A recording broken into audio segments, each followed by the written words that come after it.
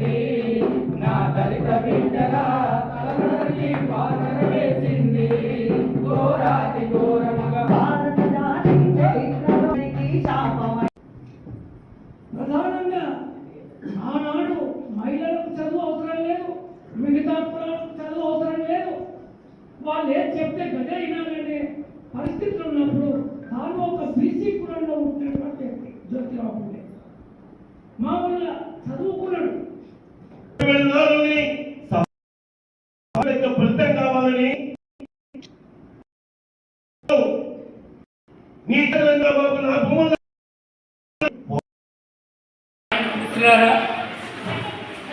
సత్యశోధక సమాజ్ ఏర్పాటు చేసి 152 సంవత్సరాలు అవుతున్న సందర్భంగా వాళ్ళు ఆ రోజు ఏదైతే కోరుకున్నారో అది ఇప్పటికీ పూర్తి కాలేదు. దాన్ని పూర్తి చేయాలంటే ఖచ్చితంగా సమాజంలో మార్పు రావాలంటే మనం ప్రయత్నం చేయకుండా మార్పు రాదు. కాబట్టి ఆచరణాత్మక కార్యక్రమాన్ని ప్రజల్లోకి తీసుకెళ్లాలని చెప్పి సిపిఐఎంఎల్ మాస్ లైన్ ప్రజాబంధ రాష్ట్ర కమిటీ పిలిపించింది. దాంట్లో భాగంగా ఆర్మూర్ డివిజన్ కేంద్రంలోని కుమార్ నారాయణ భవన్లో ఈరోజు ఈ సభ నిర్వహించడం జరిగింది.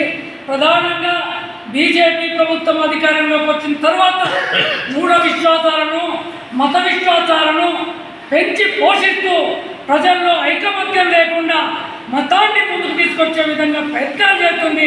వాటికి వ్యతిరేకంగా పోరాటం చేసి ప్రజలందరినీ ఐక్యం చేసినప్పుడు మాత్రమే జ్యోతిరావు పూలే, సావిత్రిబాయి పూలే చేసినటువంటి కృషికి ఏమైనా ఫలితం ఉంటుంది. కాబట్టి బడుగు బలహీన వర్గాలందరూ కూడా ఇప్పటికైనా ఆలోచించి వాళ్ళు చూపెట్టిన మార్గంలో ముందుకు రావాలని చెప్పి ఈ సందర్భంగా మేము పిలుపునిస్తున్నాం.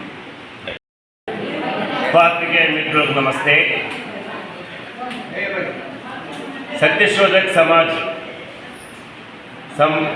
సంస్థ ఏర్పడి 152 సంవత్సరాల సందర్భంగా వర్గ పోరాటాల్ని, వర్గ చైతన్యాన్ని, కుల నిర్మూలన కార్యక్రమాన్ని చేపట్టాలని సిపిఎంఎల్ మాస్ లైన్ రాష్ట్ర కమిటీ పిలుపులో భాగంగా నిజామాబాద్ రూరల్ కామారెడ్డి సంయుక్త జిల్లా కమిటీ ఆధ్వర్యంలో వందలాది మందితో ఈరోజు సదస్సు నిర్వహించడం జరిగింది.